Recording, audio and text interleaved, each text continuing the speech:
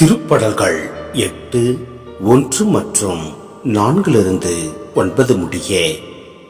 ஆண்டவரே, எங்கள் தலைவரே, உமது பெயர் உலகெங்கும் எவ்வளவு மேன்மையாய் விளங்குகின்றது.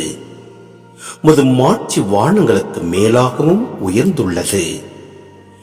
மனிதரை நீ நினைவில் கொள்வதற்கு அவர்கள் யார்?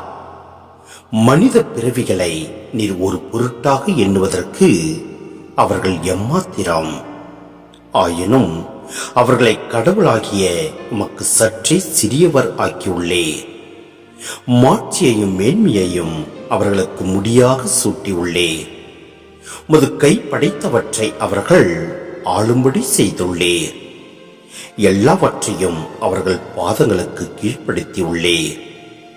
ஆடு மாடுகள், எல்லா வகையான காட்டு விலங்குகள், வானத்து பறவைகள், கடல் மீன்கள், ஆழ்கடலில் நீந்திச் செல்லும் உயிரினங்கள் அனைத்தையும் அவர்களுக்கு கீழ்ப்படுத்தியுள்ளே.